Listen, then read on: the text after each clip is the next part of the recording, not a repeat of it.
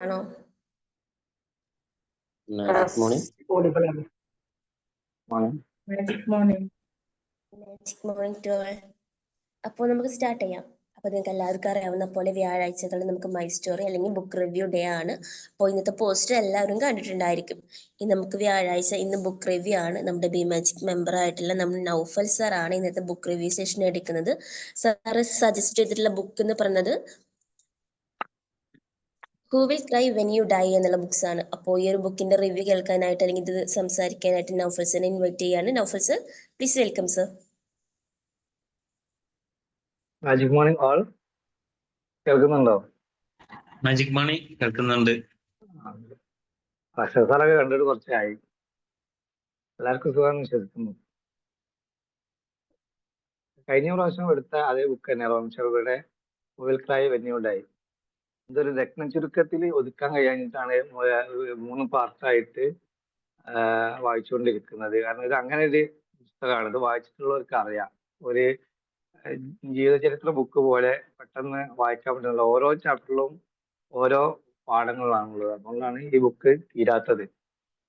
Madam ഇന്നലെ ഈ review എടുക്കാൻ വേണ്ടി പറഞ്ഞപ്പോൾ ഞാൻ ഇങ്ങനെ ചിന്തിച്ച കാര്യം എന്താ വെച്ചാല്, നമ്മുടെ ജീവിതത്തിൽ ഇതിനർത്ഥം തന്നെ അറിയാം. നിങ്ങൾ മരിക്കുമ്പോൾ ആര് കരയുന്ന. അപ്പോ ഞാൻ കുറച്ച് ദിവസം മുമ്പ് നാട്ടിലെ ചെറിയൊരു മരണം ഉണ്ടായിരുന്നു. ഒരു സാധാരണ മരപ്പണിക്കാരനായ ഒരു തൊഴിലാളിയാണ്, നാട്ടുമ്പുറത്തേക്കുള്ള. അപ്പൊ അദ്ദേഹത്തിന്റെ മരണം വിട്ടു പോയപ്പോ ഞെട്ടിപ്പോയി. കാരണം അത്രയും ആളുകളാവുന്നത്. ഇത്രയും ആളുകൾ എന്ന് പറഞ്ഞാൽ സാധാരണക്കാരനെ സംബന്ധിച്ചിടത്തോളം ഞാനൊന്നും അത്ര പ്രതീക്ഷയില്ല. വണ്ടികൾ തന്നെ പാർക്ക് ചെയ്യാൻ സ്ഥലമല്ല, അത്രയും ആളുകൾ. അതേപോലെ പള്ളിയിലേക്ക് പോകുമ്പോ ആ യാത്രയിൽ പള്ളിയിൽ എത്തി കഴിഞ്ഞപ്പോ കർണാടകയിൽ നിന്ന് ആളുകൾ വന്നിട്ടുണ്ട്. അദ്ദേഹം ഏതോ കാലം കർണാടക ഗ്രൂപ്പിലൊക്കെ പണിയെടുത്തിട്ടുണ്ട്. അപ്പം അദ്ദേഹം അവിടെയൊക്കെ വെച്ചൊരു സ്വാധീനം എന്തായിരിക്കും? ഒരു 10-15 വർഷം മുമ്പോ 20 വർഷം മുമ്പോ കർണാടകയിലൊക്കെ അദ്ദേഹം ഗ്രൂപ്പിൽ പണിയെടുത്തിട്ടുള്ളതാണ്. അപ്പൊ അത്രയും ആളുകള് ഒരു അവസാനമായിട്ട് നോക്കി കാണാൻ വേണ്ടിയിട്ട് വന്ന ഒരു സാധാരണ മരപ്പണിക്കാരനായ ഒരാളെ അദ്ദേഹത്തിന്റെ വാക്കും പ്രവൃത്തിയും ഒക്കെ എത്രത്തോളം സ്വാധീനിച്ചിട്ടുണ്ടെന്ന് മനസ്സിലാവുക. അപ്പൊ നമ്മളൊക്കെ ഏതൊരു കാലത്തും മരിച്ചു പോകേണ്ട ആളുകളാണ്. ജീവിച്ചിരിക്കുമ്പോൾ തന്നെ മറ്റുള്ളവർക്ക് മാതൃക ആവുകയും അതുപോലെ തന്നെ മരണപ്പെട്ട് കഴിഞ്ഞാൽ മറ്റുള്ള ആളുകൾ എത്രയും ദൂരത്തു നിന്ന് വരിക, അല്ലെങ്കിൽ നമുക്ക് വേണ്ടി കണ്ണീരോ അല്ലെങ്കിൽ നല്ലൊരു വാക്കോ. അദ്ദേഹത്തെ കുറിച്ചൊക്കെ ഒരുപാട് നല്ല വാക്കുകൾ പറഞ്ഞ് ഞാൻ കേട്ടിട്ടുണ്ട്. ഞാൻ അറിയാത്ത ആളുകൾ തന്നെ പുറത്തുനിന്ന് വരുന്ന ആളുകളൊക്കെ പറയുന്ന കാര്യങ്ങളൊക്കെ കേട്ടപ്പോൾ ഭയങ്കര അഭിമാനം തോന്നി. അദ്ദേഹം സാധാരണക്കാരെ ഒരാളെ അപേക്ഷിച്ചിട്ട് സാധാരണ ബിസിനസ്സുകാരൊക്കെ മരിക്കുമ്പോഴാണ് അങ്ങനത്തെ ഒരു രാജ്യത്തിനോ നാടിനൊക്കെ നഷ്ടം സംഭവിക്കുന്നത് പോലെ.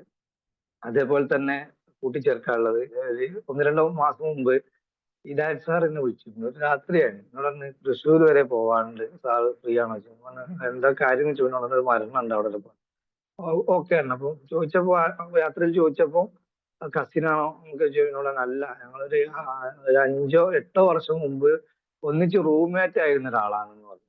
കുറച്ചു കാലം എറണാകുളത്ത്.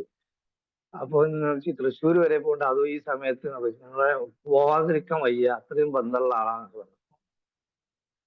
ഞാൻ അങ്ങനെ ആലോചിച്ചു, ഇവിടുന്ന് അങ്ങോട്ടുള്ള യാത്രാ സമയം, എക്സ്പെൻസ് ആയാലും കാര്യങ്ങളൊക്കെ ഇതൊക്കെ അവരെ ത്യജിക്കണമെങ്കിൽ ഡ്യൂട്ടി കഴിഞ്ഞിട്ടാണ് അദ്ദേഹം പോകുന്നത്.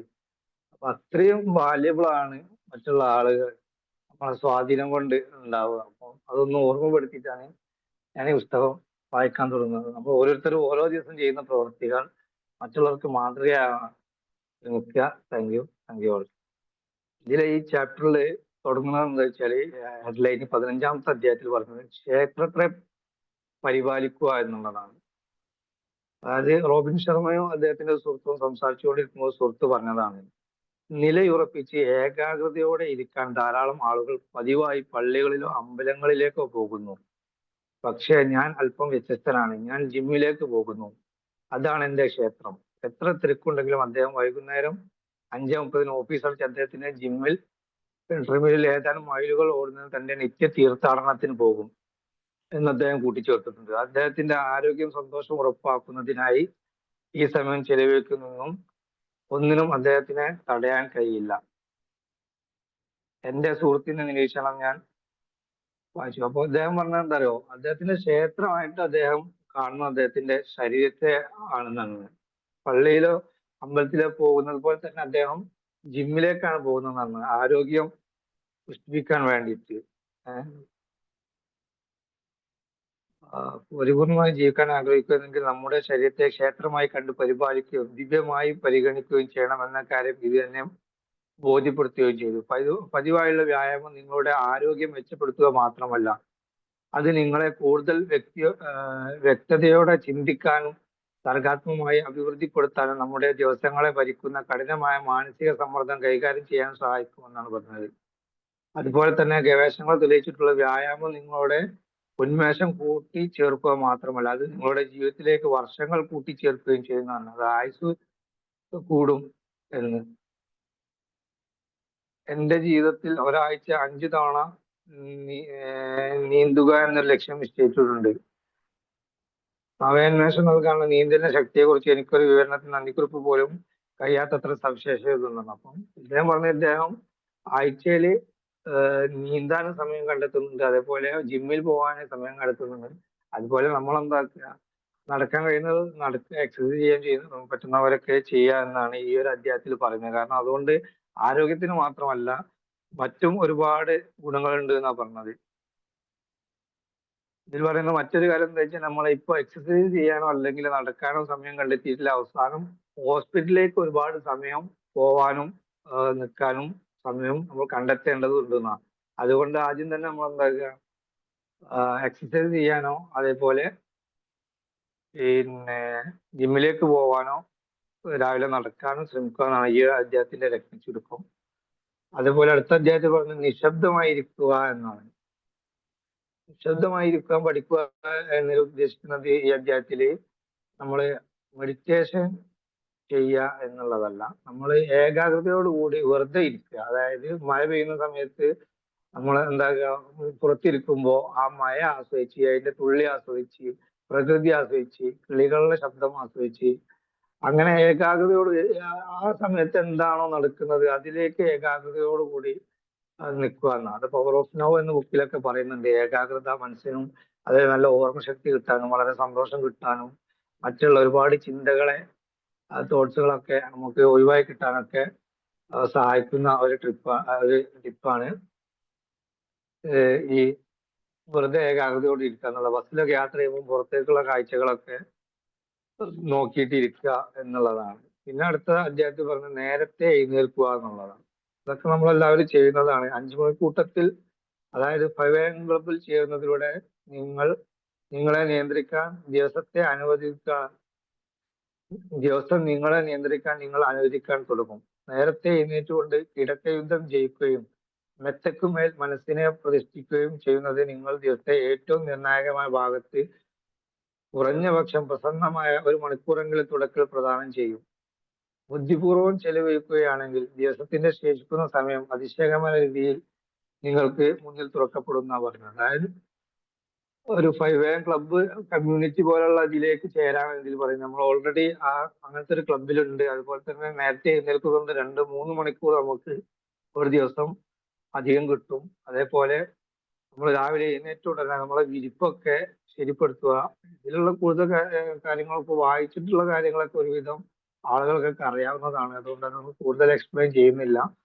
അപ്പോൾ രാവിലെ 5 മണിക്ക് എഴുന്നേൽക്കുന്ന ഗുണങ്ങളും ഒരുവിധം ഇതിലെല്ലാവർക്കും ഉള്ളത് കൊണ്ട് ആ ചാപ്റ്റർ ഒഴിവാക്കുകയാണ്. പിന്നെ ഇതിൽ നേരത്തെ എഴുന്നേൽക്കാൻ പറ്റുന്നതിനുള്ള 2-3 പോയിന്റ് പറയുന്നുണ്ട്. അതായത് കിടക്കയിൽ കിടന്നുറങ്ങാൻ ശ്രമിക്കുമ്പോൾ നിങ്ങളുടെ പകലത്തെ പ്രവർത്തനങ്ങൾ ഓർത്തു നോക്കരുത് എന്നാണ് പറയുന്നത്. നമുക്ക് ഒരുപാട് ചിന്തകൾ വന്നിട്ട് ഉറങ്ങാൻ ബുദ്ധിമുട്ടാവും കിടക്കാൻ സമയം എന്നാണ് പറയുന്നത്, പ്രായമുള്ള ആളുകൾക്ക് പ്രത്യേകിച്ച്.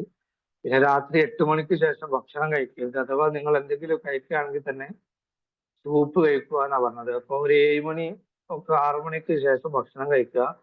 ഉറങ്ങാൻ പോകുന്നതിന് മുമ്പ് വാർത്ത കാണരുത് എന്നാണ് പറയുന്നത്. അതിന്റെ ബുദ്ധിമുട്ട് എന്താണെന്ന് നമുക്കറിയാം. അതുപോലെ തന്നെ കിടക്കയിൽ കിടന്നുകൊണ്ട് വായിക്കുകയോ ഫോൺ കാണുകയോ ചെയ്യരുത്.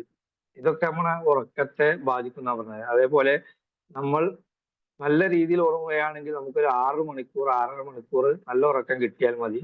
അലസമായിട്ട് ഉണർന്നു കഴിഞ്ഞിട്ടും 10 മണിക്കൂർ ഉറങ്ങുന്നതിനേക്കാൾ നല്ലത് 6 മണിക്കൂർ കണ്ടിന്യൂ ആയിട്ടുള്ള നല്ല ഉറക്കമാണെന്നാണ് പറയുന്നത്.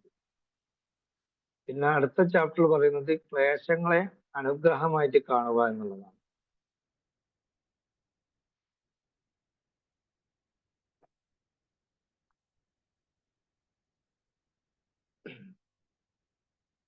ക്ലേശങ്ങളെ അനുഗ്രഹമായി കാണുക. ഞാൻ ജീവിത നേതൃത്വ സെമിനാറിൽ നടത്തുമ്പോൾ അതിൽ പങ്കെടുക്കുന്നവരോട് പലപ്പോഴും ഒരു ചോദ്യം ചോദിക്കാറുണ്ട്. നമ്മൾ നമ്മുടെ ഏറ്റവും കഠിനമായ അനുഭവങ്ങളിൽ നിന്നാണ് ഏറെയും പഠിക്കുന്നത് എന്ന് പറഞ്ഞാൽ ആരെല്ലാം അതിനോട് യോജിക്കും. മിക്കവാറും തന്നെ മുറിയിലെ ഏതാണ്ട് എല്ലാ കൈകളും മുകളിലേക്ക് ഉയരാറുണ്ട്. അങ്ങനെ നോക്കുമ്പോൾ നമ്മൾ മനുഷ്യർ നമ്മുടെ ഏറ്റവും ക്ലേശകരമായ അനുഭവങ്ങൾ യഥാർത്ഥത്തിൽ നമ്മുടെ ഏറ്റവും നല്ല അധ്യാപകരാണ് എന്ന് കണക്കാക്കുന്നതിന് പകരം അവയുടെ പ്രതികൂല, അതായത് നെഗറ്റീവ് വശങ്ങൾ ശ്രദ്ധിക്കുന്നത് കൊണ്ട് ജീവിതത്തിൽ നല്ലൊരു പങ്ക് പാഴാക്കുന്നത് എന്തുകൊണ്ടാണെന്ന് ഞാൻ അതിശയിക്കാറുണ്ട്. അതായത് ജീവിതത്തിൽ പരാജയങ്ങളും അതുപോലെ തന്നെ നെഗറ്റീവ് കാര്യങ്ങളൊക്കെ സംഭവിക്കുമ്പോൾ അതിലൊക്കെ ഒരുപാട് പാഠങ്ങൾ ഉൾക്കൊണ്ട് നമുക്ക് മുന്നോട്ട് പോകാനുള്ള കാര്യങ്ങളാണ് പറഞ്ഞത്. ബിസിനസ് ആയാലും ജീവിതത്തിലെ പല കാര്യങ്ങളും നമുക്ക് മോശമായ രീതിയിലൂടെ കടന്നു പോകുമ്പോൾ നമ്മൾ എന്താണ് ആലോചിച്ച് ഇങ്ങനെ വെറുതെ ഇരിച്ചിട്ട് കാര്യമല്ല. അതിൽ പല കാര്യങ്ങളും നമുക്ക് പഠിക്കാനുണ്ട്, ഉൾക്കൊള്ളാനുണ്ട്. അത് നമ്മളെ കൂടുതൽ ശക്തരാക്കാനാണെന്നാണ് ഈ അധ്യായത്തിൽ പറയുന്നത്. നിങ്ങൾ അഭിമുഖീകരിച്ചിട്ട് തിരിച്ചടികൾ, നിങ്ങൾ വരുത്തിയിട്ടുള്ള തെറ്റുകൾ, നിങ്ങൾ സഹിച്ചിട്ടുള്ള ദുരിതങ്ങൾ എന്നിവയൊന്നും ഇല്ലായിരുന്നെങ്കിൽ നിങ്ങൾക്ക് ഇപ്പോഴുള്ള വിജ്ഞാനവും വിവേകവും ഉണ്ടാകില്ലായിരുന്നു. വേദന ഒരു അധ്യാപകനാണെന്നും പരാജയം വിജയത്തിലേക്കുള്ള രാജപാതയാണെന്നും എന്നേക്കുമായി തിരിച്ചറിയുക. കുറച്ച് തെറ്റായ സ്വരസ്ഥാനങ്ങൾ തട്ടാതെ നിങ്ങൾക്ക് ഒരിക്കലും ഗിത്താർ വായിക്കാൻ പഠിക്കുക സാധ്യമല്ല. ഏതാനും തവണ തോണി മറിയുന്നത് നേരിടാൻ നിങ്ങൾ സന്നദ്ധനല്ലെങ്കിൽ നിങ്ങൾക്ക് ഒരിക്കലും തോണി തുഴയാൻ പഠിക്കാനാവില്ല. നമ്മൾ നടക്കാൻ പഠിക്കുമ്പോൾ വീഴുന്നത് നമുക്ക് ഓർമ്മയുണ്ട്, കുട്ടികളൊക്കെ. അതേപോലത്തെ വണ്ടി പഠിക്കുമ്പോൾ ഒക്കെ സ്കൂട്ടറോ സൈക്കിളൊക്കെ ആയാലൊക്കെ നമുക്കറിയാം, ഒരു പ്രാവശ്യം ശരിയാതെ ചിലപ്പോ ഒന്നും ആരും വണ്ടി പഠിച്ചിട്ടില്ല. അതാണ് ഇതിൽ പറയുന്നത്. ഭൂരിപക്ഷം ആളുകളെ പോലെ തന്നെ ജീവിതപാതയിൽ മുന്നേറുമ്പോൾ ഞാനും എൻ്റെ പങ്ക് വേദന അനുഭവിച്ചിട്ടുണ്ട്. പക്ഷേ നമ്മുടെ വ്യക്തിത്വം രൂപപ്പെടുന്നതിന് ജീവിതത്തിൽ അനായാസമായ അനുഭവങ്ങളുടെയല്ല, മറിച്ച് ഏറ്റവും കഠിനാന്തരമായ അനുഭവങ്ങളിലൂടെയാണ് എന്ന് സ്വയം ഓർമ്മപ്പെടുത്താൻ ഞാൻ എപ്പോഴും ശ്രമിക്കുന്നു. ജീവിതത്തിൽ ഏറ്റവും ശ്രമകരമായ കാലത്താണ് യഥാർത്ഥത്തിൽ നമ്മൾ ആരാണെന്നും നമുക്കുള്ളിൽ കിടക്കുന്ന ശക്തിയുടെ പൂർണ്ണത നമ്മൾ കണ്ടെത്തുക. അപ്പോ ഈ ചാപ്റ്റർ ഇങ്ങനെയാണ് അവസാനിക്കുന്നത്. അതായത് നമ്മൾ പല സിറ്റുവേഷനിലൂടെയും കടന്നു പോകുമ്പോൾ പല അപകടങ്ങളോ അല്ലെങ്കിൽ പല കാര്യങ്ങളും നമ്മൾ കടന്നു പോകുമ്പോൾ അതിനൊക്കെ പോസിറ്റീവായിട്ട് കാണാം. അതിൽ നിന്ന് എന്തെങ്കിലുമൊക്കെ പാഠം ഉൾക്കൊള്ളാൻ ഉണ്ടെന്ന് കരുതിയിട്ട് മുന്നോട്ട് പോവുക എന്നാണ് റോബിൻ ശർമ്മ പറഞ്ഞത്. അടുത്ത ചാപ്റ്ററിൽ പറയുന്നത് കൂടുതൽ ചിരിക്കുക എന്നുള്ളതാണ്. അപ്പോൾ അതിനെ കുറിച്ച് കൂടുതലായിട്ട് ക്ലാസ് എടുക്കേണ്ടത്, എന്നാലും ഒന്ന് രണ്ട് കാര്യങ്ങൾ പറയാണ്. അതില് ഒരു ശരാശരി മനുഷ്യൻ 15 തവണ അല്ലെ 20 തവണ ഒരു ദിവസം ചിരിക്കുള്ളൂ എന്നാ പറഞ്ഞത്. പക്ഷെ ഒരു കുട്ടിയെ സംബന്ധിച്ചോളം സാറേ, ഒരു കുട്ടി ഒരു ദിവസം എത്ര പ്രാവശ്യം ചിരിക്കും എന്ന് പറയാൻ പറ്റുമോ? കേൾക്കുന്നുണ്ടോ? ഒരുപാട് പ്രാവശ്യം, ഒരു 300 അങ്ങനെ ഉണ്ട് കണക്ക്. അതെ, കറക്റ്റ്. ഒരു കുട്ടി ഒരു 300 തവണ ചിരിക്കുന്നതാണ്. അപ്പൊ നമ്മളൊക്കെ കുട്ടികളായിരുന്ന സമയത്ത് 300-400 പ്രാവശ്യമൊക്കെ ചിരിച്ചിട്ടുണ്ടാവും. പക്ഷെ ഇപ്പൊ നമ്മൾ വലിയ ആളുകളായപ്പോ ചിരി നിർത്തി. ഇന്നലെ സേഫ് സാറിന്റെ ക്ലാസ്സിലും കൂടി പറഞ്ഞിട്ടുള്ളൂ. നമ്മളെല്ലാവരോടും പുഞ്ചിരിക്കുക, ചിരിക്കുക. അത് നമ്മുടെ ആരോഗ്യത്തിന് വേണ്ടിയിട്ടാണ്. മറ്റുള്ളവർക്ക് ഒന്നും കിട്ടാനല്ല. മറ്റുള്ളവർക്ക് സന്തോഷം കിട്ടും, പക്ഷെ അതിലുപരി നമ്മുടെ ആരോഗ്യം വളരെ സംരക്ഷിക്കുന്ന പറഞ്ഞത് 300 തവണ കുട്ടികൾ ചിരിക്കുന്ന പറഞ്ഞത്. അപ്പോ ആ രീതിയിലൊക്കെ നമുക്ക് ചിരിക്കാൻ പറ്റുകയാണെങ്കിൽ ഏറ്റവും നല്ലതാണ്. വെറുതെ ചിരിക്കുക, കണ്ട ആളുകളോടൊക്കെ എന്താ പറയാ, ഒരു കളിയാക്കി ചിരിക്കുക അല്ലാതെ പുഞ്ചിരിക്കുക. പിന്നെ സന്തോഷം, നർമ്മങ്ങൾ പറഞ്ഞ് ചിരിക്കുക. അങ്ങനത്തെ കാര്യങ്ങളൊക്കെ നമ്മൾ ശ്രദ്ധിച്ചിട്ട് ഒരുപാട് തവണ ചിരിക്കാൻ ശ്രമിക്കുക.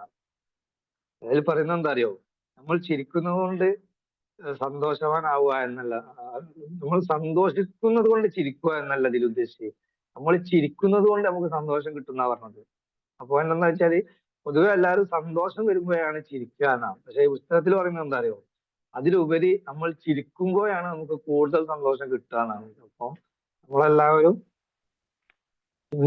ചിരിക്കാൻ വേണ്ടി സമയം കണ്ടെത്തുക, മറ്റുള്ള ആളുകളോട് നർമ്മത്തിലൊക്കെ സംസാരിക്കാൻ ചെലവഴിക്കുക, പിന്നെ കൂടുതൽ റിസ്ക് എടുക്കുക എന്നുള്ളതാണ് അടുത്ത അധ്യായത്തിൽ പറയുന്നത്. ഈ പുസ്തകം എന്ന് പറഞ്ഞാല് ഓരോരോ ചാപ്റ്റർ വായിച്ചിട്ടെണ്ണം പോകാം. ഞാൻ നേരത്തെ പറഞ്ഞല്ലോ. അപ്പൊ ആളുകൾ എങ്ങനെ അത് ഉൾക്കൊള്ളുക എന്നറിയില്ല. അപ്പൊ അങ്ങനെയുള്ള ഒരു പുസ്തകമാണ്. അപ്പൊ അതുകൊണ്ടാണ് ഓരോ ചാപ്റ്റർ എടുത്തിട്ട് ഇങ്ങനെ വായിച്ചിട്ട് പറഞ്ഞു പോകുന്നത്. ശരിക്കും ഇതൊരു ബുക്ക് റിവ്യൂ അല്ല, ബുക്ക് റീഡിംഗ് എന്നാണ് പറയുന്നത്. അപ്പോൾ കൂടുതൽ റിസ്ക് എടുക്കുക എന്നാണ് ഈ അദ്ദേഹം പറഞ്ഞത്. ഞാൻ നിങ്ങൾക്കൊരു ഉറപ്പ് തരും, നിങ്ങളുടെ മരണക്കിടക്കയിൽ ജീവിതത്തിന്റെ അസ്തമകാലത്ത് നിൽക്കുമ്പോൾ നിങ്ങൾ ഏറ്റവും അധികം പശ്ചാത്തപിക്കുന്നത് നിങ്ങൾ എടുത്ത റിസ്കുകളെ കുറിച്ചായിരിക്കില്ല. അതിലുപരിയായി നിങ്ങളുടെ ഹൃദയം നിറക്കുന്ന ഏറ്റവും വലിയ പശ്ചാത്താപമുള്ള സങ്കടവും നിങ്ങളുടെ ജീവിതത്തിൽ എടുക്കാതെ പോയ എല്ലാ റിസ്കുകളെയും നിങ്ങൾ പിടിച്ചെടുക്കാതിരുന്ന എല്ലാ അവസരങ്ങളെയും നിങ്ങൾ അഭിമുഖീകരിക്കാതിരിക്കുന്ന എല്ലാ ഭയങ്ങളെയും കുറിച്ചോർത്തായിരിക്കും. അതായത് ഇത് പറയുന്നത് നമ്മൾ അവസാന കാലത്ത് നമ്മൾ ആലോചിക്കുകയാണെങ്കിൽ ഇതിലെന്താന്ന് വെച്ചാൽ നമ്മൾ എടുക്കാതെ പോയ റിസ്കുകളെ കുറിച്ചിട്ടും പിന്നെ അതേപോലെ നമ്മൾ അഭിമുഖീകരിക്കാതെ പോയ എല്ലാ ഭയങ്ങളെ കുറിച്ചിട്ടാണ്. ആ ഭയങ്ങളെ അഭിമുഖീകരിക്കുമ്പോൾ ചിലപ്പം അതെന്താണ്, ആ ഭയങ്ങൾ ഇല്ലാതാവും. പക്ഷെ ആ ഭയത്തെ നമ്മൾ എന്താണ് പേടിച്ചിട്ട് പിറകോട്ട് പോകുമ്പോൾ അതിനെ കുറിച്ചിട്ട് നമ്മൾ അവസാന കാലം ദുഃഖിച്ചിരിക്കേണ്ടി വരും എന്നാണ് പറയുന്നത്. അതിനെ കുറിച്ച് ഓർക്കുമ്പോൾ ജീവിതം അക്കങ്ങളുടെയും ഒരു കളിയേക്കാൾ കൂടുതലായിട്ട് ഒന്നുമില്ല. കൂടുതൽ റിസ്ക് എടുക്കുമ്പോൾ കൂടുതൽ പ്രതിഫലം ലഭിക്കും എന്ന കാലഹരണപ്പെടാത്ത വിജയതത്വത്തിനെ ശ്രദ്ധ കേന്ദ്രീകരിക്കുക. അല്ലെങ്കിൽ ഫ്ലോക്സിന്റെ വാക്കുകൾ പറഞ്ഞ പോലെ ഭാഗ്യം ഭീരുക്കളുടെ ഭാഗത്തല്ല. നിങ്ങളുടെ ജീവിതം പരിപൂർണാർത്ഥത്തിൽ ജീവിക്കാൻ കൂടുതൽ റിസ്ക് എടുക്കാനും നിങ്ങൾ ചെയ്യാൻ ഭയപ്പെടുന്ന കാര്യങ്ങൾ ചെയ്യാൻ തുടങ്ങുക. അസൗകര്യം സഹിക്കുന്നതിൽ നിപുണത, പ്രതിരോധം കുറഞ്ഞ പാതയിലൂടെ സഞ്ചരിക്കുന്നത് അവസാനിപ്പിക്കുകയും ചെയ്യുക. തീർച്ചയായും അധികം ആരും സഞ്ചരിച്ചിട്ടില്ലാത്ത പാതയിലൂടെ നടക്കുമ്പോൾ നിങ്ങളുടെ കാൽവിരലുകൾ മുറിപ്പെടുവാൻ വലിയ സാധ്യതയുണ്ട്. പക്ഷെ നിങ്ങൾക്ക് എവിടെയെങ്കിലും എത്തുന്നതിനുള്ള ഒരേ ഒരു വഴി അതാണ്.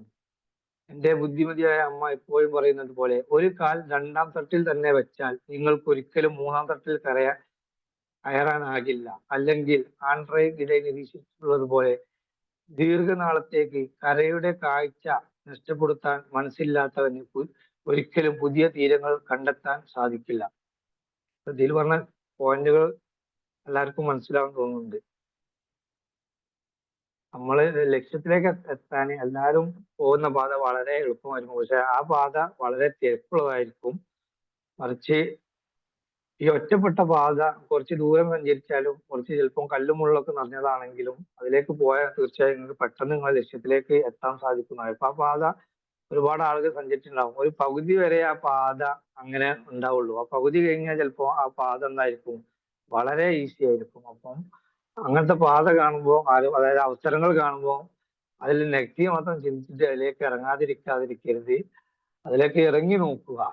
ചിലപ്പോൾ നമുക്ക് കുറഞ്ഞ സമയമോ അല്ലെങ്കിൽ കുറഞ്ഞ സാമ്പത്തിക നഷ്ടമോ ചിലപ്പോൾ സംഭവിക്കുള്ളൂ. പക്ഷെ ഒരു പക്ഷേ ആ പാത പകുതി പിന്തുടരുമ്പോൾ നിങ്ങളുടെ ജീവിതത്തിൽ വലിയൊരു മാറ്റം ഉണ്ടാവുമെന്ന് ഓർമ്മപ്പെടുത്തുകയാണ്.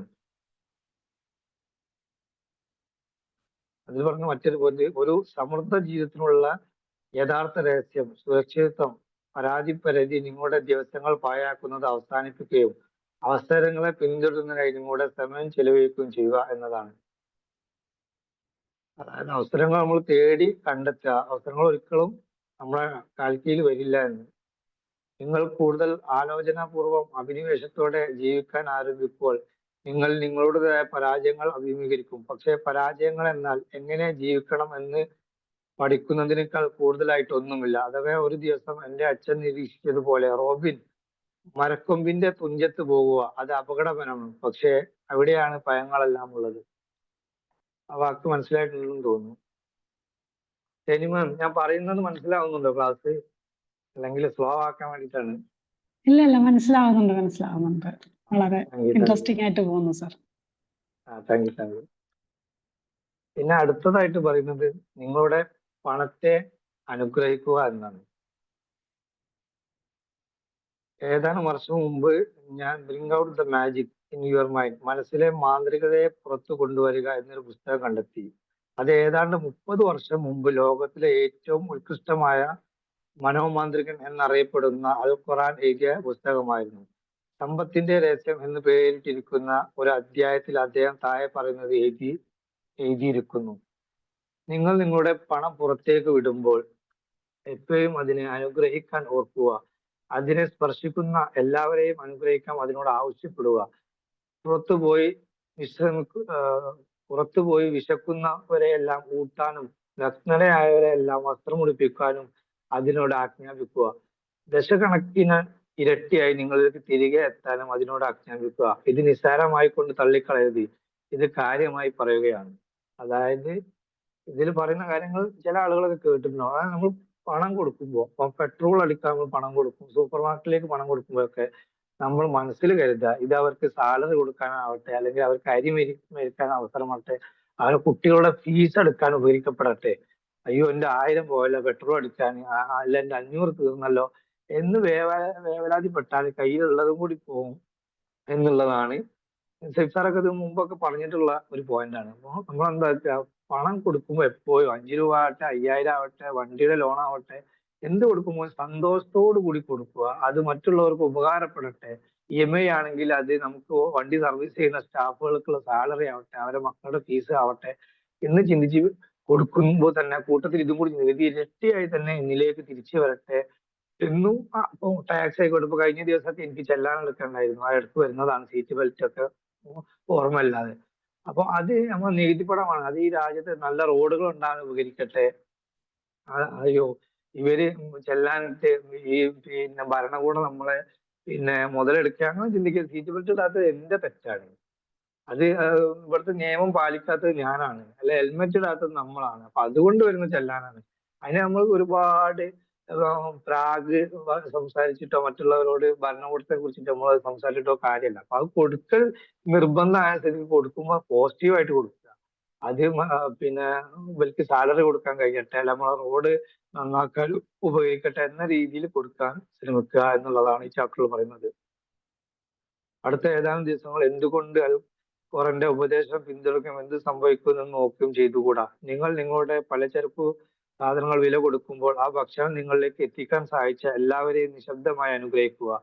അത് വിളയിച്ച കർഷകരെ, അത് ചുമന്നുകൊണ്ട് നിങ്ങൾക്ക് എത്തിച്ചു തന്ന വിതരണക്കാരെ, അത് സംഭരിച്ച സ്റ്റോർ ജീവനക്കാരെ. നിങ്ങൾ നിങ്ങളുടെ കുട്ടികളെ വിദ്യാഭ്യാസത്തിനായി ഒരു ചെക്ക് എഴുതുമ്പോൾ എന്തുകൊണ്ട് നിങ്ങളുടെ കുട്ടികളുടെ മനസ്സ് പാകപ്പെടുത്തുന്നതിന് തങ്ങളുടെ ജീവിതം ചിലവഴിക്കുന്ന അധ്യാപകർക്കും അവരുടെ പ്രയത്നം സംഭവമാകുന്ന മറ്റെല്ലാവർക്കും ഒരു നിശബ്ദ അഭിനന്ദനം നൽകിക്കൂടാ? നിങ്ങൾക്ക് ഒരു സൂപ്പർ മാർക്കറ്റിൽ നിന്ന് ഒരു മാസിക വാങ്ങുന്നതിനായി പണം കൊടുക്കുമ്പോൾ ദൂരെ കൗണ്ടർ പുറകിൽ അധ്വാനിക്കുന്ന വ്യക്തിയെ അനുഗ്രഹിക്കുകയും ആ പണം അവന്റെ അല്ലെങ്കിൽ അവളുടെ ജീവിതത്തിന് മൂല്യം കൂട്ടിച്ചേർക്കുന്ന പ്രത്യാശയും ചെയ്യുക. കാലാതീതമായിട്ട് ഒരു സൂത്രവാക്യം പറയുന്നത് പോലെ കൊടുക്കുക. ആ പണം തീർച്ചയായും ഇരട്ടിയായി നിങ്ങളുടെ കൈകളിലേക്ക് എത്തിക്കുക തന്നെ ചെയ്യും. ഞാൻ നേരത്തെ പറഞ്ഞതുപോലെ ഈ ബുക്ക് ഞാൻ ഇങ്ങനെ വായിച്ചു പോകാൻ കാരണം എന്താ പറയുക, ചുരുക്കം പറയാതെ ഈ കാര്യങ്ങളൊക്കെ നമ്മൾ ലൈഫിലേക്ക് പകർത്താൻ പറ്റിയ കാര്യങ്ങളാണ്, നമ്മൾ ട്രൈ ചെയ്ത് നോക്കാൻ പറ്റിയ കാര്യങ്ങൾ. ഇതൊക്കെ ചെയ്യുമ്പോൾ മാനസികമായിട്ട് നമുക്ക് സന്തോഷം നൽകുന്ന ഒരു കാര്യം കൂടിയാണ്. കാരണം ഒരു പണം കൊടുക്കുമ്പോൾ അയ്യോ എന്റെ പണം പോയല്ലോ എന്ന് ചിന്തിക്കുന്നതിന് പകരം സന്തോഷത്തോടു കൂടി കൊടുത്താൽ തന്നെ നമുക്കൊരു ആനന്ദം കിട്ടും. അത് അനുഭവിച്ചതൊക്കെ അറിയാൻ പറ്റും. ഒരു ഡോക്ടർക്ക് ഫീസ് നൽകുമ്പോൾ 200 രൂപ ഉള്ളത് 300 രൂപ ആകുമ്പോൾ ആ 100 രൂപയെ കുറിച്ച് വേവലാതിപ്പെടാതെ മറ്റുള്ളവരോട് കുറ്റം പറയാതെ അത് സന്തോഷപൂർവ്വം കൊടുത്തു നോക്കുക. നമ്മളെ രോഗം തന്നെ ചിലപ്പോൾ പെട്ടെന്ന് മാറിയേക്കാം. അതേപോലെ തന്നെ പണം ഇരട്ടിയായി തന്നെ നമ്മളെ കയ്യിലേക്ക് വരിക. അടുത്തതായി പറയുന്നത് നന്ദിക്കുറിപ്പുകൾ എഴുതുക എന്നുള്ളതാണ്. അപ്പൊ ഇത് എക്സ്പ്ലെയിൻ ചെയ്യേണ്ട ആവശ്യമില്ല. കാരണം എന്താ വെച്ചാൽ നന്ദിക്കുറിപ്പുകൾ ഗ്രാറ്റിറ്റ്യൂഡ് എഴുതുക എന്നുള്ളതാണ്. നിത്യേന നമ്മൾ എന്താ വെക്കുക, നമുക്ക് ഒരു ദിവസം നമ്മൾ നന്ദി പറയുക ഒരുപാട്. ഇതിന് മുമ്പ് നമ്മൾ ചർച്ച ചെയ്ത കാര്യങ്ങളാണ്. അതായത് നമ്മൾ ബില്ല് പേ ചെയ്യുമ്പോൾ ഒരു ഹോട്ടലിൽ കയറുമ്പോൾ നല്ല ഭക്ഷണം നന്നായിട്ടുണ്ടെന്ന് സന്തോഷത്തോടു കൂടി പറയും. അപ്പൊ അവർക്ക് സന്തോഷം കിട്ടും, അവർ കൂടുതൽ നന്നാക്കാൻ ശ്രമിക്കും. അവരോട് താങ്ക് യു പറയുമ്പോൾ അവർക്കൊരു ആനന്ദം തോന്നും, സെയിൽസ്മാനോടായാലും. അപ്പോൾ ഒരു ദിവസം നമ്മൾ എന്താക്കുക, ഒരുപാട് നന്ദി ഗ്രാറ്റിറ്റ്യൂഡ് ഒരുപാട് തവണ പറയാനുള്ള അവസരങ്ങൾ നമ്മളിലേക്ക് വരുന്നുണ്ട് എന്ന് അവർക്ക്. അത് നമ്മൾ കണ്ടെത്തിയിട്ട് നമ്മൾ ഗ്രാറ്റിറ്റ്യൂഡ് രേഖപ്പെടുത്തുക എന്നുള്ളതാണ്. അതേപോലെ ഗ്രാറ്റിറ്റ്യൂഡ് ജേർണൽ എഴുതുക. ഇതൊക്കെ നമ്മുടെ ആനന്ദത്തിനും നമ്മുടെ സന്തോഷത്തിനും വേണ്ടിയിട്ടാണ്, മറ്റുള്ളവരുടെ സന്തോഷത്തിന് വേണ്ടിയിട്ടില്ല എന്ന് ഓർമ്മപ്പെടുത്തുകയാണ്. അതേപോലെ ഇത് പറയുന്ന മറ്റൊരു കാര്യം, എപ്പോഴും ഒരു പുസ്തകം കൂടെ കരുതുക എന്നുള്ളതാണ്. US വേൾഡ് റിപ്പോർട്ടിൽ കണക്കുകൾ പ്രകാരം നിങ്ങളുടെ ജീവിതകാലത്തിന്റെ 8 മാസം നിങ്ങൾ ആവശ്യമില്ലാതെ ഇമെയിലുകൾ തുറക്കാനും 2 വർഷം നിർദ്ധനമായി ഫോൺ വിളികൾക്കും മറ്റും പടികൊടുത്തും 5 വർഷം വരികളിൽ നിന്നും ചെലവഴിക്കുന്നു. ഈ പറഞ്ഞ് ഞെട്ടിക്കുന്ന വസ്തുത പരിഗണിക്കുമ്പോൾ നിങ്ങൾക്ക് പിന്തുടരുന്ന ഏറ്റവും ലളിതമായി എന്നാൽ ഏറ്റവും സമർത്ഥവുമായ സമയപരിപാലന തന്ത്രം, കയ്യിൽ ഒരു പുസ്തകം ഇല്ലാതെ എവിടേക്കും പോവാതിരിക്കുക എന്നതാണ്. അതായത് ഇത് പറയുന്നത് എന്താ വെച്ചാൽ നമ്മൾ ഏറ്റവും ഇത്രയും സമയം ഒരു വർഷത്തിൽ നമ്മൾ ഒരു 6 മാസക്കാലം വരെ നമ്മൾ ഫോണുകളാണ് ഉപയോഗിക്കുന്നത്. അപ്പൊ അതായത് ഫോണുകൾക്ക് മറുപടി കൊടുക്കാനും ഇമെയിലും ഉദ്ദേശിച്ച് നമ്മൾ വാട്സപ്പ്, ഫേസ്ബുക്ക് സന്ദേശങ്ങൾക്കൊക്കെ മറുപടി കൊടുക്കുവാനാണ് നമ്മൾ ഏറ്റവും കൂടുതൽ ഉപയോഗിക്കുന്നത്. ആ കാര്യം എന്ന് പറഞ്ഞാൽ ആ സമയത്തെ കാര്യങ്ങൾ നടക്കുക മാത്രമേ ചെയ്യുന്നുള്ളൂ. പക്ഷെ ഇതിൽ നമ്മൾ എന്താക്കുക, ഒരു പുസ്തകം നമ്മൾ വായിക്കാൻ ഒരു ദിവസം ഉണ്ടാകുമ്പോൾ നാളേക്ക് കൂടി നമുക്ക് ഉപകരിക്കും. മറ്റുള്ളത് ചിലപ്പോൾ ഒരു പക്ഷെ നാളേക്ക് ഉപകരിക്കൽ ഉണ്ടാവില്ല. സോഷ്യൽ മീഡിയ ഒക്കെ റീൽസ് ഒക്കെ കാണുമ്പോൾ ആ ഒരു സമയത്ത് ഒരു ആനന്ദം കിട്ടുന്നതാണ്. അപ്പൊ നമ്മൾ എവിടേക്ക് പോകുമ്പോഴും ഒരു പുസ്തകം ഇല്ലാതെ എവിടേക്കും പോകാതിരിക്കുക എന്നാണ് ഇതിൽ പറയുന്നത്. നിങ്ങൾ ശ്രേഷ്ഠമായ പുസ്തകങ്ങൾ കാണുന്ന ആശയങ്ങളുടെ സമ്പന്നമായ ഭക്ഷണം കൊണ്ട് നിങ്ങളുടെ മനസ്സിനെ ഊട്ടുകയും വളർത്തുകയും ചെയ്യുക എന്ന്. ജീവിച്ചിരിക്കുന്ന കാലത്തോളം എങ്ങനെ ജീവിക്കാം എന്ന് പഠിച്ചുകൊണ്ടിരിക്കുക. അതായത് നമ്മൾ ജീവിച്ചിരിക്കുന്ന കാലത്തോളം എങ്ങനെ ജീവിക്കാം എന്ന് പഠിച്ചുകൊണ്ടിരിക്കുക എന്നാണ്. കാരണം പണ്ട് പഠിച്ച മാതിരിയല്ല നമ്മൾ ഇന്ന് ജീവിക്കുന്നത്. ലോകം ഇങ്ങനെ അപ്ഡേറ്റ് ആയിക്കൊണ്ടിരിക്കുക. പണ്ട് കൃഷിക്കാര് മാത്രം ഉണ്ടായിരുന്ന ഒരു ലോകമായിരുന്നു നമ്മളെ ലോകം.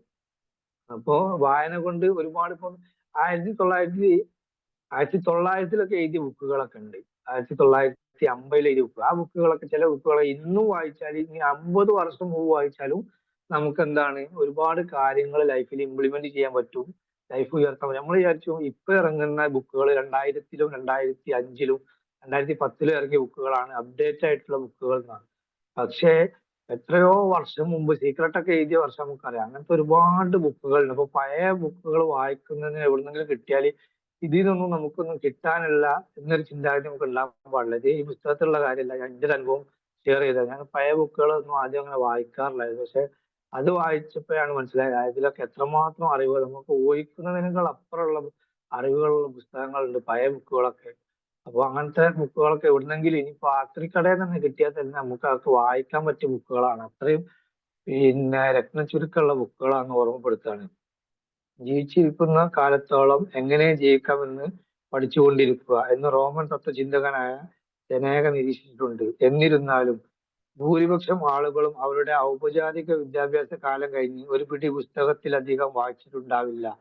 ഈ അതിവേഗ മാറ്റത്തിന്റെ കാലത്ത് ആശയങ്ങളൊന്നും വിജയത്തിന്റെ വ്യാപാര ചരക്ക് നിങ്ങളുടെ സ്വഭാവത്തെ പുനർരൂപീകരിക്കാനോ നിങ്ങളുടെ ബന്ധങ്ങളെ രൂപാന്തരപ്പെടുത്താനോ നിങ്ങളുടെ ജീവിതത്തെ അടിമുടി മാറ്റാനോ ശരിയായ പുസ്തകത്തിൽ നിന്നുള്ള ഒരൊറ്റ ആശയം മതിയാവും. തത്വചിന്തകനായ ഹെൻറി ഡേവിഡ് തോറോ വാൾഡനിൽ നിങ്ങളുടെ അവസ്ഥയെ കൃത്യവും അഭിസംബോധന ചെയ്യുന്നുണ്ട്. നമുക്ക് വാസ്തവമായും കേൾക്കാനും മനസ്സിലാക്കാനും കഴിയുന്ന പ്രഭാതത്തെക്കാളും വസന്തകാലത്തെക്കാളും ഗുണകരമായ ലോകത്ത് പുതിയൊരു രൂപത്തിൽ നമുക്ക് കാണിച്ചു തരാൻ സാധ്യതയുള്ള വാക്കുകൾ ഉണ്ടായേക്കാം ഒരു പുസ്തകത്തിൽ. ഒരു പുസ്തക വായനയിലൂടെ തന്റെ ജീവിതത്തിന്റെ പുതിയൊരു കാലഘട്ടം തന്നെ കുറിച്ച് എത്രയോ മനുഷ്യരുണ്ട്. ഒരു പക്ഷെ നമ്മുടെ അത്ഭുതങ്ങളെ വിവരിക്കുകയും പുതിയവയെ വെളിപ്പെടുത്തുകയും ചെയ്യുന്ന പുസ്തകങ്ങൾ നമുക്ക് വേണ്ടി നിൽക്കുന്നുണ്ടാകാം. എന്ന് നിരീക്ഷിച്ചിട്ടുള്ളത് പോലെ ഒരു പുസ്തകത്തിന് നിങ്ങളുടെ ജീവിതം തന്നെ മാറ്റി മറിക്കാൻ കഴിയും. നിങ്ങളുടെ ജീവിതത്തിൽ എത്രമാത്രം ഉയരം എന്ന് നിശ്ചയിക്കുന്നത് നിങ്ങൾ എത്രമാത്രം അധ്വാനിച്ചു എന്നതുകൊണ്ടായിരിക്കില്ല, മറിച്ച് നിങ്ങൾ എത്ര നന്നായി ചിന്തിച്ചു എന്നതായിരിക്കും. ഞാൻ എൻ്റെ നേതൃത്വ പ്രഭാഷണത്തിൽ പറയുന്നത് പോലെ ഒരു പുതിയ സമ്പദ്ഘടനയിലെ ഏറ്റവും മഹാത്മാരായ നേതാക്കന്മാർ ഏറ്റവും വലിയ ചിന്തകരായിരിക്കും. ഇപ്പോൾ മുതൽ 5 വർഷം കഴിഞ്ഞുള്ള നിങ്ങൾ എന്ന വ്യക്തി എന്തായിരിക്കുമെന്ന് തീരുമാനിക്കുന്നത് 2 പ്രമുഖ സ്വാധീനങ്ങളായിരിക്കും. നിങ്ങൾ വായിക്കുന്ന പുസ്തകങ്ങൾ, നിങ്ങൾ ബന്ധപ്പെടുന്ന ആളുകൾ എന്ന 2 സ്വാധീനങ്ങളിലേക്ക് ആയിരിക്കുന്നവർ. അതായത് നമ്മൾ ഒരു 5 വർഷം കൊണ്ട് നമുക്ക് 2 മാറ്റങ്ങൾ ഉണ്ടാവുന്ന പറയുന്നത്. അതിന് 2 കാര്യങ്ങളാണ് പറയുന്നത്. ഒന്ന്, നമ്മൾ വായിക്കുന്ന പുസ്തകങ്ങൾ അത് സ്വാധീനിക്കും. 2, നമ്മളെ ഇടപഴകുന്ന ആളുകൾ. ഇത് രണ്ടും നമ്മളെ സാമ്പത്തികമായിട്ടല്ല, നമുക്കറിയാലോ, നമുക്ക് ഭയങ്കര അപ്ഗ്രേഡ് ഉണ്ടാവും. അതുപോലെ നല്ല ജ്ഞാനം ഉണ്ടാവും. നമുക്കറിയാം ബഷീർ സാറൊക്കെ ഈ ക്ലാസ് എടുക്കുന്ന സമയത്തൊക്കെ എന്തെങ്കിലും കാര്യങ്ങളെ കുറിച്ച് പറഞ്ഞാൽ ഞൊടിയിടയിൽ സെക്കൻഡ് കൊണ്ട്, ഇപ്പോൾ അസർ സാറായാൽ തന്നെ ഇതിലുള്ള പല ആളുകളും, എന്റെ അറിവ് വെച്ച് പറയാണ്, അവർക്കൊക്കെ മറുപടി പറയാൻ കഴിയുന്നത് ഈ വായന എന്നുള്ള ഒറ്റ കാര്യം കൊണ്ടായിരിക്കാം. പിന്നെ ആളുകളുമായിട്ട് നമ്മൾ നല്ല ലിസണായിട്ടുള്ള ആളുകൾ എന്നാണ്, മറ്റുള്ള ആളുകളെ കേട്ടുകൊണ്ടിരിക്കുമ്പോൾ നമുക്ക് എന്താ ഒരുപാട് അറിവുകൾ കിട്ടും. ഒരാൾ നമ്മൾ കാര്യം സംസാരിക്കുമ്പോൾ അതൊക്കെ എനിക്കറിയാം, ഈ 5 വർഷമായിട്ടല്ലേ ഉള്ളൂ ആ ഫീൽഡിൽ, ഞാൻ 25 വർഷമായി. പക്ഷെ ഈ 5 വർഷമുള്ള ആളുകൾക്ക് ചിലപ്പോൾ എന്തെങ്കിലും ഒരു പുതിയ കഴിവുള്ള ആളുകളായിരിക്കും. ഒന്നല്ലേ പുതിയ ആളുകളായിട്ട് ഇടപഴകിട്ടോ ഒരുപാട് പുസ്തകങ്ങൾ വായിച്ചിട്ടോ അല്ലെങ്കിൽ ഡോക്യുമെന്ററി അല്ലെങ്കിൽ ഇതുപോലെ ക്ലാസ്സുകൾ കേട്ടിട്ടുള്ള അറിവുകളൊക്കെ ഉണ്ടാവും. അപ്പൊ നമ്മൾ എവിടേക്ക് പോകുമ്പോൾ ഒരു കൊച്ചു പുസ്തകമെങ്കിലും കയ്യിൽ കരുതുക എന്നാണ് പറഞ്ഞത്. അതുകൊണ്ട് വലിയ മാറ്റം, വ്യക്തിപരമായിട്ടുള്ള മാറ്റങ്ങൾ ഉണ്ടാവും. പിന്നെ ലൈഫിൽ ഒരുപാട് മറ്റുള്ളവരെ സ്വാധീനിക്കാൻ കഴിയും. നല്ലൊരു പെരുമാറ്റം ഉണ്ടാവും. നല്ലൊരു ലീഡർഷിപ്പ് ക്വാളിറ്റി ഉണ്ടാക്കാൻ പറ്റും. നല്ല ക്ഷമയുള്ള ആളാവാൻ പറ്റും. മറ്റുള്ളവരെ സ്വാധീനിക്കാൻ പറ്റും. മറ്റുള്ളവരെ ഞാൻ പറഞ്ഞില്ലേ നമുക്ക് ഓർത്തിരിക്കാൻ പറ്റും. അങ്ങനെ ഒരുപാട് കാര്യങ്ങൾ പുസ്തകത്തിൽ നിന്ന് നമുക്ക് പഠിക്കാൻ പറ്റും. നമ്മൾ സാർ ഇന്നലെ പറഞ്ഞ പോലെ നമുക്ക് ഒരു മാസം ഒരു പുസ്തകം വായിക്കുക. 3 പുസ്തകങ്ങൾ 4 പുസ്തകങ്ങൾ വായിക്കുന്ന ആളുകളുണ്ട്. യൂസ്ഡ് ബുക്ക് കിട്ടും. ഇതൊക്കെ ഓർമ്മ കൊണ്ട് ഞാൻ ഈ അധ്യായം ഇവിടെ അവസാനിപ്പിക്കുകയാണ്. ഇപ്പോൾ ഞാൻ തന്നെ 3 മാസമായിട്ട് സത്യം പറഞ്ഞപ്പോൾ പുസ്തകം വാങ്ങിയിട്ട് 3 മാസമാണെന്നാണ് പറഞ്ഞത്, വായിച്ചിട്ടല്ല. കാരണം ഞാൻ ആദ്യം മുതലേ വായിച്ചിട്ടുള്ള പുസ്തകങ്ങൾ വീണ്ടും റിപ്പീറ്റ് വായിക്കുന്നുണ്ട്. കാരണം നമ്മൾ പുസ്തകങ്ങൾ മറന്നു പോകും. നമ്മളതിൽ പഠിച്ച കാര്യം ഇപ്പൊ 5 AM ക്ലബ്ബ് എന്ന് പറഞ്ഞ പുസ്തകമായാലും ഈ പുസ്തകമായാലൊക്കെ നമുക്ക് ഇടയ്ക്കിടെ വായിക്കേണ്ട പുസ്തകങ്ങൾ ഒരുപാടുണ്ട്. എല്ലാം ഇപ്പൊ ഈ ക്ലാസ് തന്നെ ആയാലും നമ്മൾ വിചാരിക്കും ഇപ്പൊ ഒരു മണി മാനേജ്മെന്റ് എന്നുള്ള ഒരു ക്ലാസ് ആയിരിക്കും. അത് ഒരാളെടുത്ത് വീണ്ടും എടുക്കുമ്പോൾ നമ്മൾ ഹെഡ്ലൈൻ കാണുമ്പോൾ നമ്മൾ ഇതിൽ കയറുള്ളൂ. പക്ഷെ അന്ന് എടുത്ത ഒരു ബന്ധമില്ലാത്ത കാര്യമായിരിക്കും പിറ്റത്തെ ക്ലാസ് പറയുന്നത്. അപ്പം ഓരോ കാര്യങ്ങൾക്ക് ഒരുപാട് അർത്ഥങ്ങൾ ഉണ്ടാവും. അപ്പൊ അങ്ങനത്തെ ക്ലാസ്സുകളൊക്കെ നമ്മൾ കഴിയുന്നതും അറ്റൻഡ് ചെയ്യുക. അങ്ങനത്തെ പുസ്തകങ്ങളായാൽ തന്നെ വീണ്ടും വീണ്ടും വായിക്കുക. കാരണം സാദൃശ്യമുള്ള പേരുകളുള്ള ബുക്കുകളാണ്, പല അർത്ഥങ്ങളായിരിക്കും ബുക്കുകളിലൊക്കെ ഉണ്ടാവുക എന്ന് പറയുന്നത് അവസാനിക്കുന്നു. Thank you all. Okay Naufal sir, thank you so much. അപ്പോൾ ഒരുപാട് ഇൻഫോർമേറ്റീവ് ആയിട്ടുള്ള സെഷൻ ആണ്.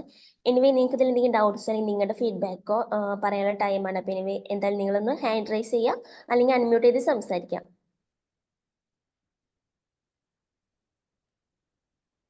Magic good morning. Morning. Okay Razak sir. പറഞ്ഞോളൂ സാർ. ഓക്കെ, ശരി. പിന്നെ നൗഫൽ സാറ് പറഞ്ഞതുപോലെ തന്നെ കുറച്ച് ദിവസം വന്നിട്ടില്ല ബി മാജിക്കിലേക്ക്. അതിന്റെ കാരണം എന്താ പറയുക, നോമ്പായിട്ടോ അല്ലെങ്കിൽ അതിന്റെ വിഷയം ആയിട്ടല്ല.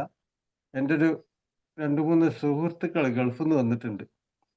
അപ്പോൾ അവരെ കൂടെ രാത്രി കറങ്ങലാണ് പണി. രാത്രി കറങ്ങുമ്പോൾ ചിലപ്പോൾ രാവിലെ വേറെ എവിടെയെങ്കിലും സ്ഥലത്തായിരിക്കും, ഭക്ഷണം വേറെ ഏതെങ്കിലും സ്ഥലത്തായിരിക്കും. അപ്പോൾ വർക്ക് നല്ല നഷ്ടപ്പെട്ടിട്ടുണ്ട് ഈ ഒരു മാസം നോമ്പിന്.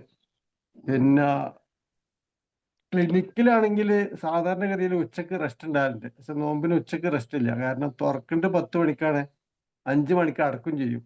ഇതിന്റെ ഇടയിൽ പിന്നെ റെസ്റ്റിന് സമയമില്ല. അപ്പൊ അതുകൊണ്ട് തന്നെ നമ്മളെ ക്ലാസ്സിൽ പങ്കെടുത്തിട്ട് കുറെ ദിവസമായി. ഇന്നിപ്പോ നൗഫൽ സാറിന്റെ ബുക്ക് റിവ്യൂ ഉണ്ട് പറഞ്ഞപ്പോ ഒന്നാണ് കേൾക്കാൻ വേണ്ടിയിട്ട്. എന്തായാലും നല്ലൊരു ബുക്കാണ് ഇത്. ഒരുവിധപ്പെട്ട ആളുകളൊക്കെ ഇത് വായിച്ചിട്ടുണ്ടാകും എന്നാണ് എൻ്റെ ഒരു പ്രതീക്ഷ. കാരണം നമ്മള് ജീവിതത്തിൽ ചെയ്തു പോരുന്ന ഓരോ കാര്യങ്ങളും അത് നാളെ നമ്മൾ മരണ ദിവസം ആളുകൾ അവൻ അത്ര നല്ല മനുഷ്യനായിരുന്നു, അല്ലെങ്കിൽ അത് അത്രമാത്രം എനിക്ക് ഗുണം ചെയ്തിട്ടുണ്ട് എന്ന് വിചാരിച്ച് അവർക്കൊരു സങ്കടം തോന്നുന്ന, അതാണ് കരിയർ എന്ന് പറഞ്ഞ, ഒരു സങ്കടം തന്നെങ്കിലും തോന്നുന്ന, ആ മരിച്ച വീട്ടിലേക്കൊന്ന് വരാൻ തോന്നുന്ന രീതിയിലായിരിക്കണം നമ്മുടെ പ്രവർത്തനങ്ങൾ എന്ന് ഓർമ്മിപ്പിക്കുന്ന രീതിയിലുള്ളൊരു പുസ്തകമാണ്. കുറെ ഇതിന്റെ മുമ്പും കുറെ ആളുകൾ ഇത് റിവ്യൂ ചെയ്തിട്ടുണ്ട്, അല്ലെങ്കിൽ ചില ആളുകൾ വായിച്ചിട്ടും ഉണ്ടാവും. എന്തായാലും നന്നായിട്ടുണ്ട്. നല്ല പ്രസന്റ് ചെയ്ത് പുസ്തകം വായിക്കുന്ന രീതിയിൽ തന്നെ വായിച്ച് മനസ്സിലാക്കുന്ന രീതിയിൽ അത് പ്രസന്റ് ചെയ്തിട്ടുണ്ട്. Thank you Nafees sir. Okay thank you Razak sir. Shiny ma'am. Sir വളരെ നല്ലൊരു ക്ലാസ് ആയിരുന്നു കേട്ടോ സാർ. പിന്നെ നമുക്ക് അറിയാത്തുള്ള കാര്യങ്ങളാണ് കുറെയൊക്കെ ഉണ്ടായിരുന്നെങ്കിൽ അതുകൂടി ഒന്നും കൂടെ കേൾക്കുമ്പോഴത്തേക്ക് അത് നമുക്ക് വീണ്ടും ലൈഫിൽ അത് ശ്രദ്ധിച്ച് വീണ്ടും അത് ഓർത്ത് ചെയ്യണമെന്നുള്ളതൊക്കെ. അതായത് എക്സാമ്പിൾ പറയുകയാണെങ്കിൽ ഞാനിപ്പോൾ ആർക്കെങ്കിലും എന്തെങ്കിലും കൊടുക്കുക അങ്ങനെയൊക്കെ ചെയ്യുമ്പോഴത്തേക്ക് ഒരിക്കലും ഞാൻ മറന്നു പോകുന്നതാണ്. അപ്പൊ അവർക്കിത് ഉപയോഗപ്പെടട്ടെ അല്ലെങ്കിൽ ഇത് അവർക്ക് വീണ്ടും ഗുണപ്പെടട്ടെ എന്നുള്ളത്. പക്ഷെ അത് എപ്പോഴും ഞാൻ പിന്നെ കുറെ കഴിയുമ്പോഴായിരിക്കും ഓർക്കണേ, അയ്യോ അത് പറഞ്ഞില്ലല്ലോ, അത് എങ്കിൽ അവർക്ക് കുറച്ചുകൂടെ ഉപയോഗപ്പെടുമായിരുന്നല്ലോ എന്ന് എപ്പോഴും ഓർക്കും. പക്ഷെ ഇപ്പൊ സാറ് പറഞ്ഞപ്പോഴത്തേക്ക് വീണ്ടും അതൊരു ഓർമ്മപ്പെടുത്തലായി. നല്ലൊരു ക്ലാസ് ആയിരുന്നു കേട്ടോ സാർ. ഇനി വീണ്ടും വരണം കേട്ടോ. Thank you sir. Thank you. Okay Shiny ma'am, thank you so much. Then next ആരാണ് സംസാരിക്കുന്നത്? ഞങ്ങൾക്ക് ഈ ഒരു ബുക്ക് വായിച്ചിട്ടുള്ളവരാണെങ്കിൽ നിങ്ങൾക്കും എന്തെങ്കിലും ഇൻഫോർമേഷൻസ് അല്ലെങ്കിൽ നിങ്ങളുടെ എക്സ്പീരിയൻസും കൂടി ഷെയർ ചെയ്യാം കേട്ടോ.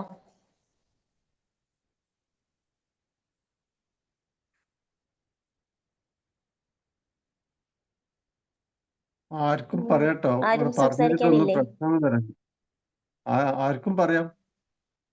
ഇന്ന ആളുകൾ പറയാന്നുള്ള ഇവിടെ എഴുതി വെച്ചിട്ടൊന്നുമില്ല, എല്ലാവർക്കും പറയാം. ഈ ഷൈനി മാം ക്യാമറ ഒക്കെ ഓഫ് ആക്കി. ഷൈനി മാം ഒരു ട്രെൻഡാണ് ഇപ്പത്തെ ട്രെൻഡാണ് ഷൈനി മാം. ഷൈനി മാമിന് നല്ല ഡ്യൂട്ടി ആക്കാറ് ഇല്ലേ? ഷൈനി മാമിന്റെ ഡ്യൂട്ടിക്ക് നല്ല ട്രെൻഡാണ് ഇപ്പൊ നടന്നുകൊണ്ടിരിക്കുന്നുണ്ട്. ഓരോരുത്തർക്കും ഓരോ ജോലിയാണ് ഏൽപ്പിച്ചിട്ടുള്ളത്. ലഹരിയുടെ ഉപയോഗം ഇപ്പൊ കൂടുതലാ. അതന്നെ പറഞ്ഞേ, ഓരോരുത്തർക്കും ഓരോ ഡ്യൂട്ടിയാണ് ഏൽപ്പിക്കണേ പ്രകൃതി. അപ്പൊ ഇപ്പൊ ഷൈനി മാമിന്റെ ഡ്യൂട്ടി ടൈമായോ? നല്ലോണം നോക്കി. അതെ. കഴിഞ്ഞ ദിവസം ഒരു വീട്ടിൽ ചെന്നപ്പോഴത്തേക്ക് വീട്ടില് പട്ടി ഉണ്ടായിരുന്നു. അതെന്തോ ഒരു വലിയൊരു ഇനം പട്ടിയാ. ഞാനിങ്ങനെ എന്ന് കയറി കൊടുത്തു, ആ പട്ടി എന്റെ മണ്ടയ്ക്ക് ഇരിക്കുക. ഞാൻ നോക്കിയപ്പോഴത്തേക്ക് ഞാൻ ഇങ്ങനെ പോസ്റ്റ് പോലെ ഒട്ടി ആ ചോറിനോട് ഒട്ടിയിരുന്നു. ശ്വാസം പോലും വിടാണ്ടിരുന്നു. ഒരു 10 മിനിറ്റ് അതിങ്ങനെ എന്റെ മുഖത്ത് തന്നെ നോക്കിക്കൊണ്ടിരിക്കും. ഞാൻ ആ പട്ടിയുടെ മുഖത്ത് ഞാൻ വിചാരിച്ചു തീർന്നു, ഇനി ഉണ്ടാവില്ലാന്ന് വെച്ചു. കുറച്ച് കഴിഞ്ഞപ്പോ പിന്നെ ആ വീട്ടുകാർ പതിയെ എടുത്തോണ്ട് പോയി. അതിന് പേടിയായിരുന്നു. അങ്ങനെയൊക്കെ ഉണ്ടാവാറുണ്ട്. റസാഖ് സാർ നേരത്തെ പറഞ്ഞ പോലെ ഞാൻ ഹിദായത്ത് സാറ് കൂടെ ആ മരണ വീട്ടിൽ പോയി എന്ന് പറഞ്ഞല്ലോ, തൃശ്ശൂരിന്ന് മുക്കത്തുനിന്ന് തൃശ്ശൂരിലേക്കാ പോയത്. ഒരു 1.5 മണിക്കൂർ 2 മണിക്കൂറോ റണ്ണിങ് ഉണ്ട്. ആ സമയത്ത് ഞങ്ങൾ സംസാരിച്ച വിഷയം എന്ന് പറഞ്ഞാൽ നമ്മളല്ല, കൂടുതലും ഹിദായത്ത് സാറാ സംസാരിച്ചത്. ആ മരിച്ച വ്യക്തിയെ കുറിച്ചിട്ടാണ് സംസാരിച്ചത്. എത്രമാത്രം സംസാരിച്ചു വരും. കാരണം അന്ന് ഹിദായത്ത് സാർ പഠനം കഴിഞ്ഞ് വർക്ക് ചെയ്യുന്ന സമയം, സ്റ്റാർട്ട് ചെയ്ത സമയത്താണ്. അപ്പോ ഒരു ഗുരുതുല്യമായിട്ടുള്ള ഒരാളായിരുന്നു പറഞ്ഞു. അപ്പൊ നമ്മള് മറ്റുള്ളവർക്ക് വാക്കുകൾ കൊടുത്താൽ മതി. അതായത് നല്ലൊരു മോട്ടിവേഷൻ ചെയ്യുന്ന ഒരാള്. അതേപോലെ അന്നൊക്കെ സാലറി ആയതുകൊണ്ട് മന്ത്ലി ആണ് കിട്ടുക. അപ്പം അന്നൊക്കെ ചെറിയ പിള്ളേര് ചെക്കന്മാരെ അവരെ വട്ട ചെലവൊക്കെ ഉണ്ടാവുമല്ലോ. അപ്പൊ ചിലപ്പോൾ സാലറി പെട്ടെന്ന് തീർന്നു പോകും. അപ്പൊ ആ സമയത്തൊക്കെ ഇയാൾ അന്ന് ടാങ്കർ ലോറിയിലെ ഡ്രൈവർ ആട്ടാ, റൂംമേറ്റ് ആയതുകൊണ്ട്. അപ്പൊ ഇയാൾക്ക് പെർ ഡേ സാലറി. അപ്പോ റോളിങ്ങിനുള്ള പൈസ കൊടുക്കുമായിരുന്നു. പിന്നെ അങ്ങനെ ഒരുപാട് കാര്യങ്ങൾ ഇവിടുന്ന് അവിടെ വരെ ഹിദായത്ത് സാർ പറഞ്ഞു. അപ്പൊ ഒരാൾ മരിച്ചു കഴിഞ്ഞിട്ട് ഒരാളെ ഒരാളെ സംസാരിക്കണമെങ്കിൽ അദ്ദേഹത്തിന്റെ ആ ഒരു ഇത് നമ്മൾ മനസ്സിലാക്കുക. അപ്പം ആ പെരുമാറ്റം, പിന്നെ അത് വാക്കുകൾ കൊണ്ടും പ്രവൃത്തി കൊണ്ടുമാണ്, മറ്റുള്ള സഹായങ്ങൾ കൊണ്ടോ ഒന്നും ആയിരിക്കില്ല. ഒരു സെക്യൂരിറ്റി വരെ ചിലപ്പോൾ ഒരു ദിവസം അല്ല ഒരാഴ്ച ഒന്നും നമ്മൾ സിനിമയെ കണ്ടതുപോലെ പറയുന്നുണ്ടല്ലോ. നമ്മളൊരു മാളിലേക്കോ അല്ലെങ്കിൽ സൂപ്പർ മാർക്കറ്റിലേക്ക് പോകുമ്പോൾ എപ്പോഴും പുഞ്ചിരിക്കുന്ന ഒരു സെക്യൂരിറ്റി ആണെങ്കിൽ നമ്മൾ പറയും ഇന്ന് സെക്യൂരിറ്റി വന്നില്ല എന്ന് ചോദിക്കും. അല്ലെങ്കിൽ സെയിൽസ്മാൻ, നമ്മൾ സ്ഥിരം പോകുന്ന ഒരു കടയിലാണെങ്കിൽ നമ്മൾ ചോദിക്കും ഇന്ന് സെയിൽസ്മാൻ വന്നില്ല. അദ്ദേഹത്തിന്റെ പെരുമാറ്റവും പുഞ്ചിരിയും ഒക്കെ ആയിരിക്കും. നേരെ മറിച്ച് ഒരു വണ്ടി ഒന്ന് പാർക്ക് ചെയ്തത് ഒന്ന് ഇങ്ങോട്ടായാല് ചാടി കയർക്കുന്ന അത് നല്ല രീതിയിൽ പറഞ്ഞു തരാൻ പറ്റാത്ത ഒരാളാണെങ്കിൽ നമ്മൾ ചിലപ്പോൾ ഓർക്കും അദ്ദേഹത്തെ. പക്ഷെ നല്ല രീതിയിലായിരിക്കില്ല അദ്ദേഹം എന്ത് ലീവ് നമ്മളിപ്പോ കടക്കാരനോട് ചോദിക്കൂല. അപ്പൊ അത്രയും ഒരു പരിചയം ഇല്ലെങ്കിലും എന്നും ചിലപ്പോൾ ബസ്സിൽ തന്നെ യാത്ര ചെയ്യുമ്പോഴൊക്കെ നമ്മൾ പരസ്പരം തൊട്ടടുത്ത് സീറ്റിലിരിക്കുന്ന ആളുകൾ ഉണ്ടാവും. ഒരേ സ്ഥലത്തേക്ക് എന്നും ജോലിക്കൊക്കെ പോകുന്ന ആളുകൾ, അങ്ങനത്തെ ആളുകളൊക്കെ ആയിട്ട് നമ്മൾ നല്ല ബന്ധം പുലർത്തുന്ന ആളുകളൊക്കെ പെട്ടെന്ന് ഇല്ലാതായി കഴിഞ്ഞാലൊക്കെ നമുക്കൊരു വിഷമം തോന്നും. അപ്പൊ അങ്ങനത്തെ ഒരു വിഷമം മറ്റുള്ളവർക്ക് വരുന്ന രീതിയിൽ നമ്മൾ ജീവിക്കുക എന്നുള്ള ഓർമ്മ കൊടുത്താണ് ഷൈനിമാം നേരത്തെ പറഞ്ഞ പോലെ. ആ നല്ലൊരു ടിപ്പാണ് ആ സംഭവം. അത് പൈസ കൊടുക്കുന്ന സമയത്ത് നമ്മളെല്ലാവരും ഓർക്കുക, ഇതിന്റെ ഇരട്ടിയായിട്ട് അല്ല 100 മടങ്ങായിട്ട് നമ്മളിലേക്ക് തന്നെ തിരിച്ചു വരണം എന്ന് പറഞ്ഞാൽ അത് അങ്ങനെ തന്നെ തിരിച്ചു വരും. വളരെ പെട്ടെന്ന് തന്നെ തിരിച്ചു വരും വേറെ രീതിയിലൂടെ നമുക്ക്. കാരണം ചക്രം എന്നാണ് റസക്രനൊക്കെ അറിയാം, പണ്ട് കാലത്തൊക്കെ ഈ പണത്തിന് പറയാം. അതിങ്ങനെ സത്യം പറഞ്ഞാൽ ശരിയാണ്. നമുക്ക് കൂടുതൽ പണം എപ്പോഴും നമ്മളെ കയ്യിൽ വേണമെന്നില്ല. അതിങ്ങനെ പോയിട്ട് നമ്മൾ ആവശ്യമാവുന്ന സമയത്തേക്ക് നമ്മളെ കയ്യിലേക്ക് വന്നാൽ മതി. എന്നും നമുക്ക് ആവശ്യമുണ്ടെങ്കിൽ എന്നും നമുക്ക് കയ്യിലേക്ക് ഇങ്ങനെ വരിക പോവുക. നമ്മളെ കയ്യിൽ അലമാരയിൽ ഇങ്ങനെ കെട്ടിക്കിടക്കുന്നതുകൊണ്ട് പ്രത്യേകിച്ച് ഗുണമൊന്നുമില്ല. അതല്ലെങ്കിൽ ബിസിനസ്സിലേക്ക് ഇറക്കുക. അപ്പൊ ബിസിനസ്സിലേക്ക് ഇറക്കുമ്പോൾ തന്നെ തൊഴിലാളികൾക്കും ബിസിനസ്സിലേക്കും അവിടുന്ന് വരുന്ന കസ്റ്റമറിലേക്കൊക്കെ പൈസ ഇങ്ങനെ പോയിക്കൊണ്ടേയിരിക്കും. പിന്നെ ലാഭവിഹിതമായിട്ട് നമ്മളിലേക്ക് വീണ്ടും വരുന്നു. അപ്പോ കെട്ടിക്കിടക്കുന്ന കിണറ്റിലെ വെള്ളം അല്ലെങ്കിൽ ഒരു ഇതിലെ ഒരു ഉപയോഗമില്ലാതെ അത് പാട പിടിച്ച് നശിച്ചു പോവല്ലേ. അപ്പൊ ഇങ്ങനെ പോരുമ്പോ കൂടുതൽ ഉണ്ടാവും, ഇളകുമ്പോൾ വെള്ളം ശുദ്ധാവുന്നത് പോലെയാണ് പണം. അതിങ്ങനെ പോയി മറ്റുള്ള ആളുകളിലേക്കൊക്കെ സന്തോഷം കൊടുത്ത് വീണ്ടും നമ്മളിലേക്ക് തന്നെ വന്ന് വീണ്ടും ഇങ്ങനെ റൊട്ടേറ്റ് ചെയ്ത് ഇങ്ങനെ പോകുമ്പോൾ ആ ഒരു സന്തോഷമാണെന്ന് അറിയിക്കുകയാണ്. കൊടുക്കുമ്പോൾ എല്ലാവരും അത് മനസ്സിൽ പറഞ്ഞ് കൊടുക്കുക. കൊടുക്കുന്ന നമുക്ക് പെട്ടെന്ന് എടുത്ത് കൊടുക്കുക, അതൊന്ന് ചിന്തിച്ചതിന് ശേഷം കൊടുക്കുക. പെട്രോളൊക്കെ അടിക്കുന്ന സമയത്ത് ഞാൻ ചിന്തിക്കും, ബില്ലടിക്കുന്ന ചെറിയ സമയം ഉണ്ടല്ലോ, ആ സമയം കൊണ്ട് നമുക്ക് എടുക്കാം. ബില്ലടിക്കുന്ന സമയം സൂപ്പർ മാർക്കറ്റിൽ നമുക്ക് ബില്ല് കെട്ടിയതിനു ശേഷം ആദ്യം ഒരു ഞെട്ടലുണ്ടാവും, പിന്നെ സന്തോഷത്തോടു കൂടി അങ്ങോട്ട് കൊടുക്കുക. അപ്പൊ അത് തിരിച്ച് കിട്ടുന്നുള്ളത് തീർച്ചയാണ്, ഒരു അനുഭവം ഉണ്ട്, അതുകൊണ്ട് പറയാണ്. Thank you. സമയം ആയിട്ടുണ്ട്. Thank you. Okay Naufal sir, thank you so much. വേറെ ആരെങ്കിലും സംസാരിക്കുന്നുണ്ടായിരുന്നോ? നമുക്ക് ആൾമോസ്റ്റ് ടൈം ആയിട്ടുണ്ട്. Magic morning. Okay Mani sir. Naufal sir, നല്ലൊരു പ്രസന്റേഷൻ ആയിരുന്നു. കാരണം ഒരുപാട് നല്ല മഹത്തായ കാര്യങ്ങളുള്ള ഈ ബുക്ക് ഈ രീതിയിൽ പ്രസന്റ് ചെയ്താലേ അത് ശരിക്കും നമുക്ക് ഉൾക്കൊള്ളാൻ പറ്റുള്ളൂ. അപ്പം നമ്മളെ ജീവിത വിജയത്തിന്, നമ്മളെ ലക്ഷ്യത്തിലേക്ക് എത്താനും സന്തോഷമായിട്ട് ഇരിക്കാനും ഉതകുന്ന രീതിയിൽ നമുക്ക് ജീവിതത്തിൽ പകർത്താൻ പറ്റിയ ഒരുപാട് പോയിന്റ്സാണ് പറഞ്ഞത്. അപ്പൊ ഇന്നത്തെ പോയിന്റ്സിൽ സാറ് പറഞ്ഞ ആ പണത്തെ പറ്റിയുള്ളതും സ്വന്തം ശരീരം ക്ഷേത്രമാണെന്നുള്ള ആ ഒരു പോയിന്റും, അതുപോലെ തന്നെ വായനന്റെ കാര്യം വളരെ മനോഹരമായിട്ടാണ് ചിത്രീകരിച്ചത്.